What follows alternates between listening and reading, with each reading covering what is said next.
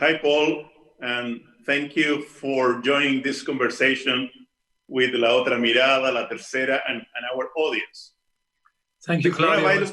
True honor to be here. Thank you. The coronavirus pandemic is a human tragedy. Millions of people are affected by the crisis in all countries across the world. And it is also having a significant impact on the global economy. I am sure we will defeat the virus together, but we'll also face in the future other crises and threats. So, in our opinion, there is an urgent need to fundamentally rethink the role and contribution of the business community. About this topic, we would like to talk to you today. And let me start, Paul, with this question. You are perhaps best known for your leadership of Unilever, where you accelerated its drive to embed sustainability in the business. And this is the question, Paul. When and why did you start working on sustainability? And when did you realize that it was such a high priority? Well, thank you, Claudio. I started working on it from day one. I became CEO of Unilever and at the end of 2008, which was really in the midst of the financial crisis, where I could see that an economic system that depended too much on high levels of debt at private or government level, overconsumption, leaving too many people behind, was not a sustainable model. And I think the crisis showed that if too many people feel that they're not included or participating, they will ultimately rebel. When I joined Unilever, my mission was to grow the company and grow it successfully. And you can only grow a company successfully if you respond to the needs of society out there. So sustainability, or putting a business model out there that is more sustainable and equitable, is a business model that responds to the needs of the consumers of this world. It allowed us to become an outside-in company, if you want to, versus an inside-out company. I always felt that the myopic focus of many companies on the shareholder alone and maximizing shareholder wealth was not a long-term strategy. A little bit more difficult 10 years ago to show that, but I think we have now overwhelming evidence that that is not a good way to run your business.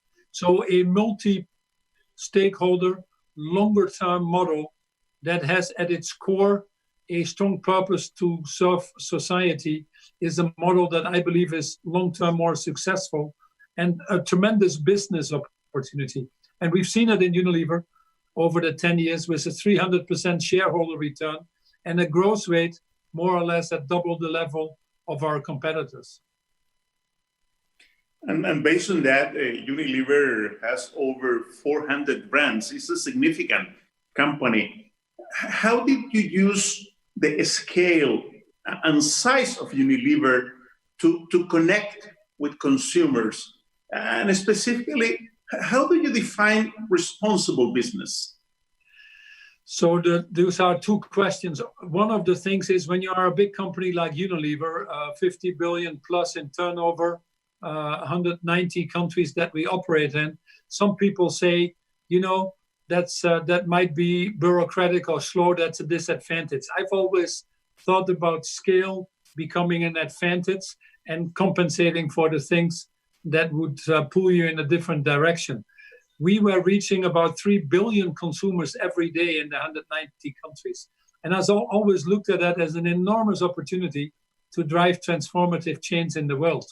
The main thing we do, obviously, is first of all, at the corporate level, ensure that we have a responsible policy as a total company, because ultimately it is the reputation of your total company that decides your long-term success. So we put a strategy in place that we called the Unilever Sustainable Living Plan, which had a simple objective to double the turnover, but to halve our environmental footprint. In other words, decoupling our growth from environmental footprint and increasing our overall social footprint. We put some audacious goals behind that, like sustainable sourcing, like providing 5 million jobs for women in our value chain, like cutting the greenhouse gas emissions and becoming carbon positive, as we called it.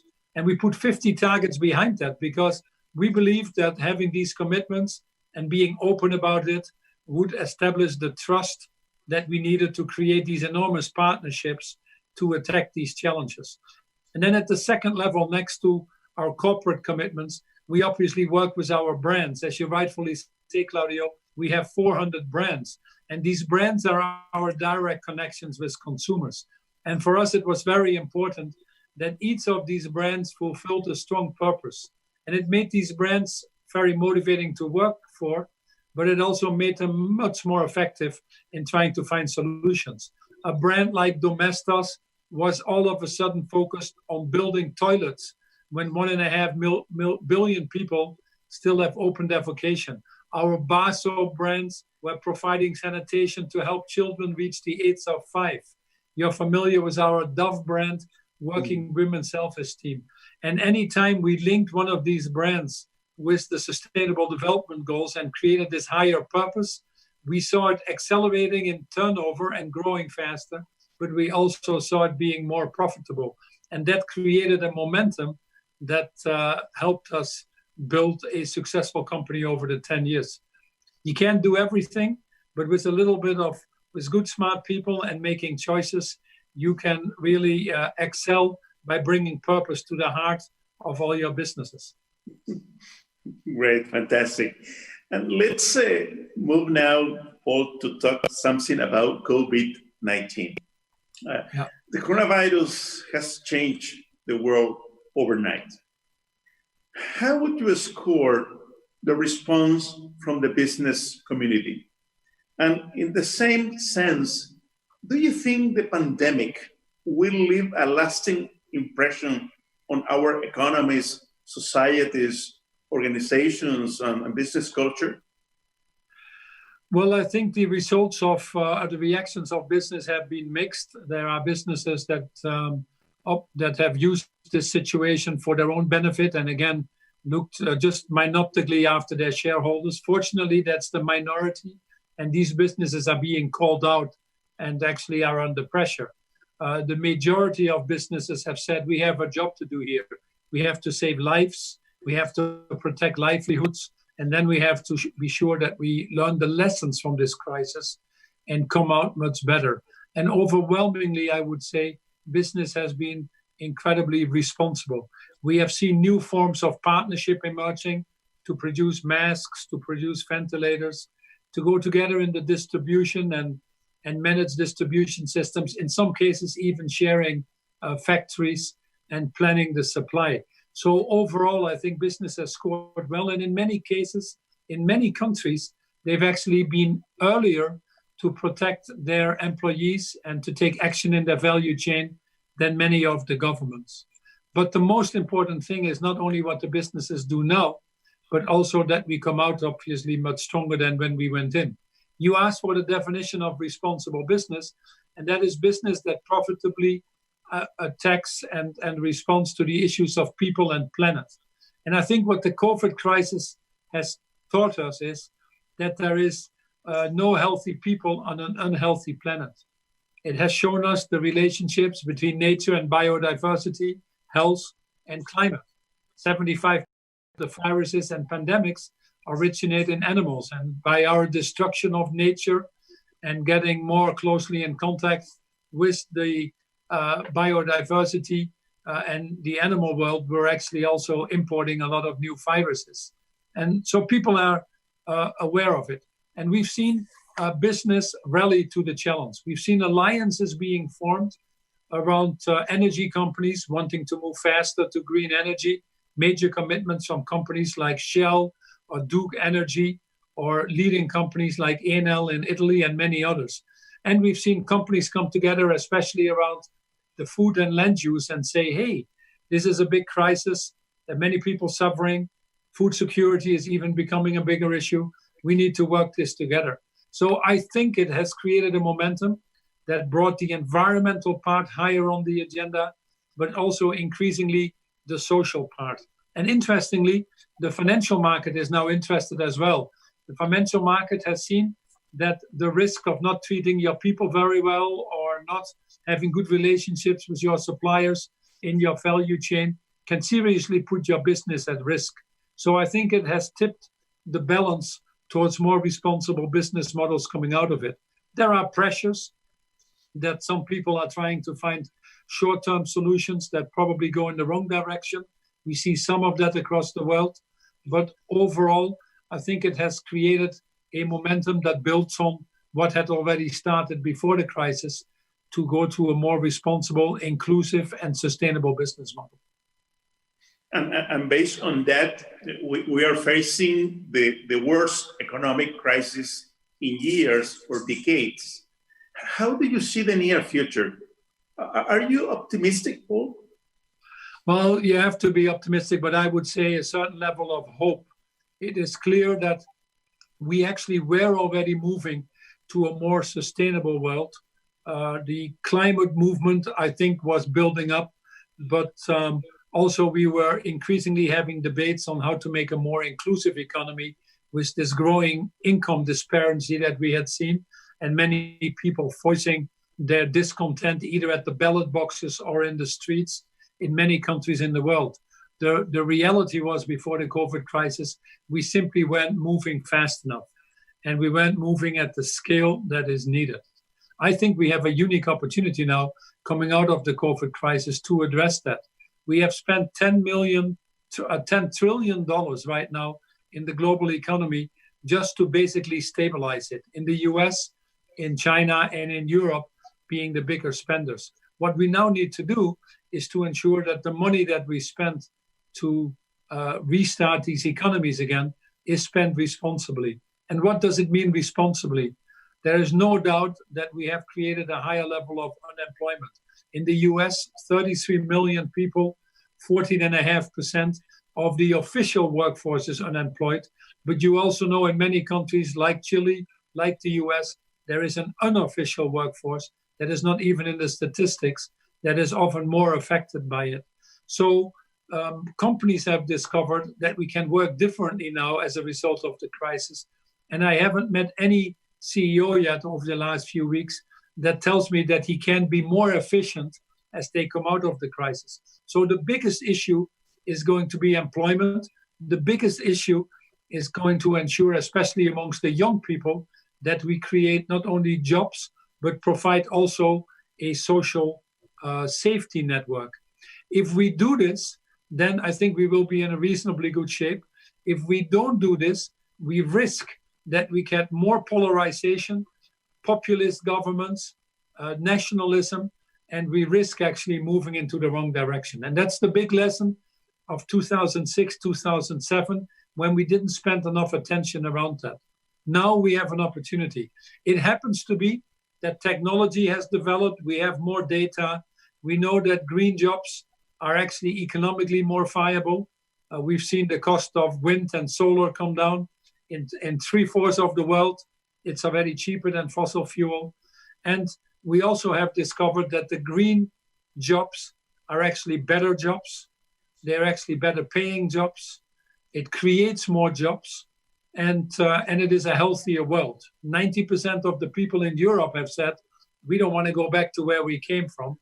And we've also discovered with COVID that the poorest people are the ones that lived in the areas that were most polluted or didn't have access to the right healthcare system or nutrition, were the ones that paid again once more the price for it. So now we have an opportunity to redesign it. Retrofit buildings, making bike paths, making pedestrian paths, reforesting our land, trying to accelerate the move to the green energy transformation, stop the perverse subsidies on fossil fuel. If you can put a price on carbon, like more and more countries are doing. And if we do this smartly enough, we can create the jobs and we can create this more equitable and sustainable economy. And then I think we're in a better shape. So I have hope, but it's in our hands. It's not the COVID crisis that is going to decide how we're going to behave afterwards. It's a collective of us. And I hope that we've taken these lessons on board and start to behave like responsible citizens. Let me insist in this point. You have repeatedly said that the Sustainable Development Goals and also the Paris Agreement are the world's greatest business plan. Correct. Do you think we are on track to deliver the goals by 2030?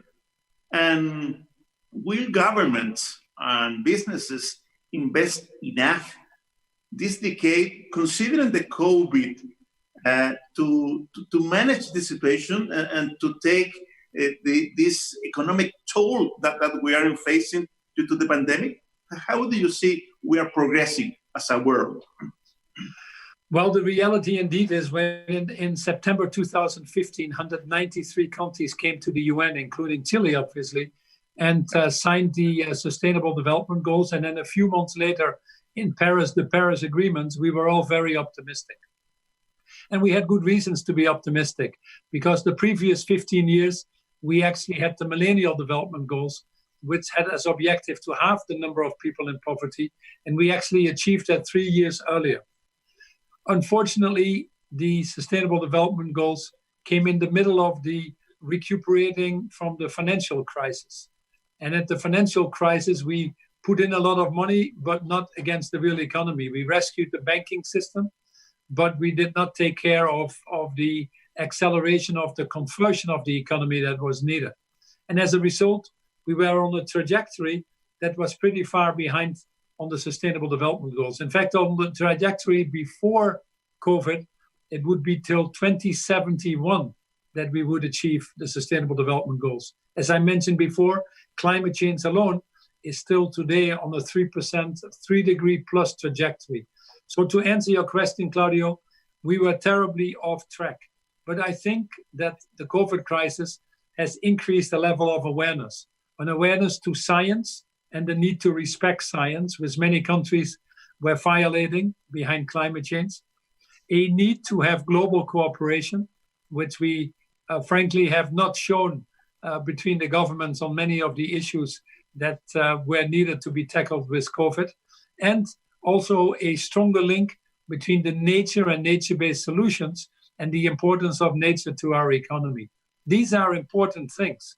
And COVID has also shown that collective action from the citizens of this world, from the businesses now, behind what we talked, the actions to save lives and livelihoods, I think we are getting into an era of new forms of partnership that I'm very optimistic about.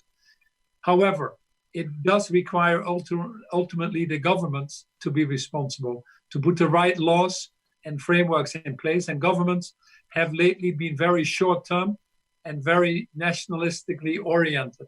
So can we build up enough positive pressure to also get the governments on board and move responsibly forward will be a big part of the equation. We have a big issue in global governance. We are still living with institutions that were developed in 1944. We have governments that have decided on unilateralism, not supporting the World Health Organization in the middle of the crisis is one example of that, with the US pooling its money. So I hope that we can get together again and realize that we are first and foremost citizens of planet Earth. The business community understands it. They see the enormous opportunities. The citizens of this world demand it. Increasingly, the financial market is catching on. Our employees are asking us for it, as we all know. So I think that also if we put all of our efforts together, we can move the governments hopefully as well to the right direction. And I have to say the Chilean government has set an example. You're the second country after Suriname that has submitted already higher targets. You want to be peaking your carbon at 2030. Hopefully you can do it a little bit earlier. And you've also, rightfully so, put a strong social package in there to ensure that the actions you take especially benefit the too many people in society still that feel that they're left behind. So I have to be optimistic of all the good things I see, but we also have to be very mindful that we have a lot of work to do still. These are major changes in the economy that need to happen. Changing our food system, our energy system, changing our health systems, changing still our financial system. our social system and making it more inclusive. And then trying to do that at a time that we need to have governments work better is a task that we need to be ready for, and it requires the best of all of us. There simply isn't an alternative. Anybody who tells you, let's go back to where we came from, or we don't need to do all these things, are fooling yourselves and themselves. And we simply cannot afford that. We made that mistake in Europe after World War I. We got World War II. Some countries made that mistake again in the 2007-2008 recession, where we're still recuperating from. Let's not sit here 10 years from now and say, hey, we should have done this and this. We've never been so forewarned to do something about this crisis, to come out better. And frankly, we've never been so forearmed with solutions to do something about it. And it's, again, once more, one of the biggest business opportunities that I've seen in the history of mankind, which makes it so exciting. And based on that, you have been a passionate advocate for a more equal world in light of huge social inequalities in many communities. Thus, this became even more urgent in a post-COVID world. What can we do? Absolutely. It's the most important thing, I would say. Although we focus on climate change and sustainability, and I've talked about that in this pleasant talk with you, the reality is it all has to go back to why are we doing this? And the overall reason why we have the Sustainable Development Goals is to leave no one behind. We still live in a world, despite lifting people out of poverty, where we have about 1.5 billion people living below what we would call the minimal acceptable poverty line of $1.90 a day. But if you make that $5 or $10 a day, which are the real numbers, we probably have more than half of our population falling below these levels. Many in middle classes have not seen their incomes go up for the last 30 or 40 years. In the US now, over 20% of people depend again on food programs and support. 1 in 3 doesn't have extended health care. So the COVID crisis, as well as the climate crisis, have given us an enormous exposure on the risks of leaving too many people behind. So as we go through this transition, we need to be sure that we make it socially inclusive. And again, it would be better for business to be sure that we lift more people out of poverty. We'll also expand the markets. To be sure that we take care of the people in our value chain, will create more loyal employees. To provide a social safety net around people, will get rid of a lot of the issues that we deal with now in mental stress or in violence, in other areas of insecurity that we see in society. So a just transition is very important. And business broadly understands that. So what does that mean? That means that in everything we do, let's take the food and agriculture, where we need to transform ourselves to a more sustainable food system, cut waste, attack issues like malnutrition or obesity on the other end. We need to be sure that we take care of the right rural transition, where all the poor farmers are located, and put a special emphasis on that. When we talk about greening energy, we again need to be sure that the poor immediately jump to things like microgrids or green energy, and that they are inclusive. And when we change industries, for example, getting out of coal or moving out of fossil fuel in total to the green energy, which now needs to happen at an accelerated rate, we need to be sure that we spend enough time on training and developing the people. There are wonderful companies out there now, like the Salesforces or the IKEAs or the Bayers, etc., that have put a lot of emphasis on retraining their employees or making a social contract work better for them. And that's an integral part. We see countries like Spain or China or now France making it such an important part of their economic transition packages to be sure that money is put aside to help retrain, reschool, and put a minimum level of social support behind our everybody in society, especially the ones that need it most. So a just transition is probably one of the most important things we can do behind this transition. Great, thank you. If I may, Paul, I would like to talk something about leadership. We are facing tremendous challenges, and we'll have to deal with crises and even threats in this volatile and uncertain world. What are the 21st century skills and values every leader and company need? Well, first of all, I want to say, Claudio, that we've seen incredible leadership of many people during this crisis. And first and foremost, I want to go to the healthcare workers that risk their own lives to be out there to help us. The truckers, the people that provide the groceries or the food so we can eat. Many of them working still in gig economies to keep technologies like this going. So, but we've also discovered that many of these people that help us were not very appreciated before and were probably not very well compensated before. So that is part of this just transition. But they are the real leaders, and we should thank them and use this opportunity to express our gratefulness to them especially.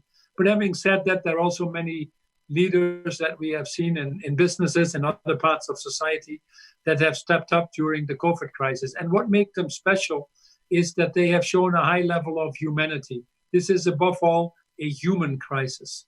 And the new leadership form is one of humility and humanity. And that's difficult for some of the CEOs, but it's absolutely key if we want to go out of this. The employees have now discovered which companies care for them and which companies don't care for them. And I can tell you it makes a huge difference. Then we need to have the different forms of partnership. The issues that we have talked about are of such magnitude that none of us can solve it alone.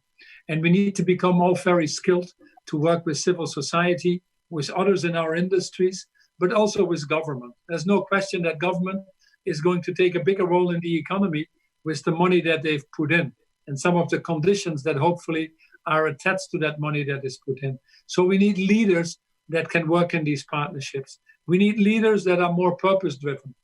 And we need leaders that think intergenerational.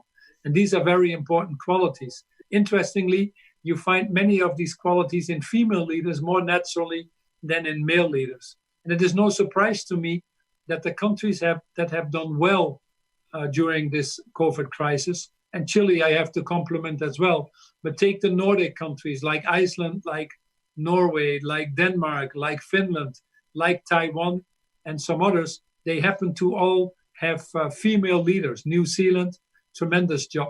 So these skills of humility, humanity, partnership, purpose-driven, intergenerational are the ones that we have to celebrate moving forward. And can you tell us a bit more about Imagine and its work to support the so-called courageous CEOs? And in that sense, are you beginning to see any traction in industries working together to redesign their value chains so they are more sustainable? Yeah, absolutely, Claudio. It was already an honor to be 10 years CEO of Unilever, but I've only been able to do that for 10 years and not lose my attention span because I used the last 5 years to leverage the company's scale and size to drive more transformative impact in this world, getting out of deforestation, addressing issues of human rights, getting into the supply chains and driving behavior there at scale. And that was very motivating to do.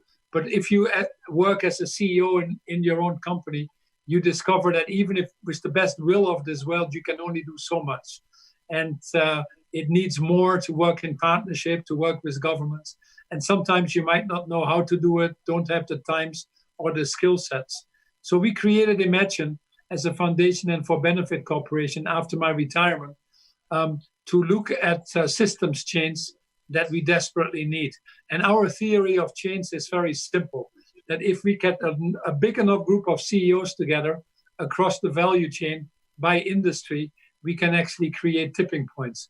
We do it by industry because there's inherent competitiveness and fear of losing out. So we want to, and it is focused. CEOs like to be focused. And then once we have a critical mass of CEOs together, we can work with civil society and governments to help change the political process or the frameworks that we need around it. We've been focusing in a relatively short period of time on a few industries that have the biggest impact on the Sustainable Development Goals. Our main focus, as you might not be surprised to hear, is inequality and climate change as a main driver. We started with the fashion industry. The fashion industry is a very big industry, but also the second biggest polluter, from biodiversity to plastic in the oceans to climate change to human rights standards. We pulled together at a relatively short time 66 companies in the fashion industry, which represent about 30 to 35% of the industry. And collectively, we've made a commitment to go to net zero by 2050, which is to stay below 1.5 degrees warming, to get out of single-use plastics, and to attack the issues of biodiversity with moving to regenerative cotton. None of the industry players can do that alone, but collectively we can do it. And interestingly, as we form these groups, more want to join. They don't want to miss the boat.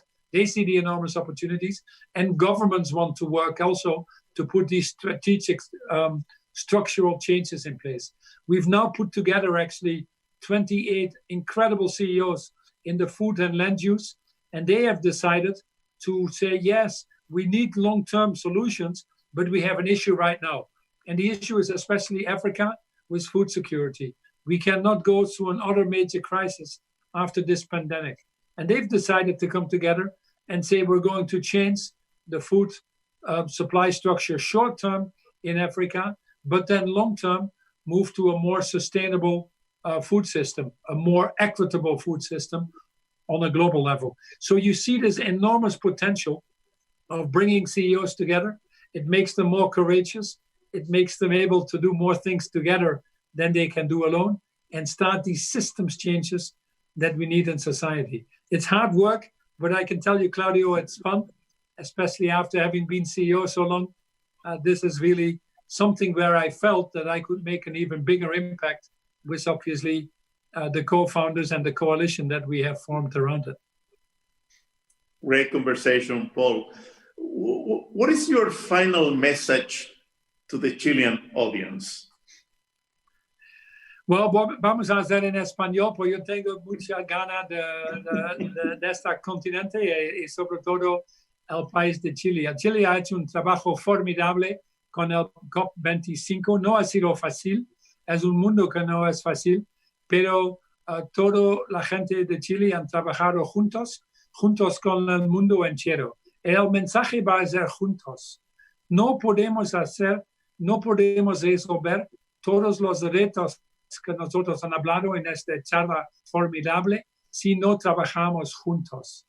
Somos sobre todo en el primer plan las ciudades de este mundo entero y somos conectados más que las diferencias que los políticos o las empresas o la prensa quieren mostrar. Somos juntos en esta batalla de construir un mundo mejor por todo el mundo y de asegurar que no vamos a olvidar a ninguna persona. Y podemos hacerlo. Con nuestra fuerza juntos podemos cambiar el mundo y comenzamos con ahora o mañana, o yo quiero decir antes de ayer. Pero mucha suerte con este viaje. No va a ser fácil, pero va a ser la única respuesta en esta crisis y las generaciones en el futuro van a decir simplemente gracias por este esfuerzo y gracias para todo el mundo. Muchas gracias a ti, Paul. Ha sido una fantástica conversación contigo. Nos has inspirado. Has justamente marcado el camino, como bien dices, de la colaboración, del trabajo unidos, estar juntos en este desafío. No, gracias a ti, Claudio, también por el trabajo que tú haces y para asegurar que el Chile va a salir mejor que han entrado. So, mucha suerte en este viaje. Thank you very much, and we hope to see you in the near future in Chile. Thanks again, and take care. Bye. Hasta pronto, un abrazo virtual. Muchas gracias, que esté muy bien. Hasta luego.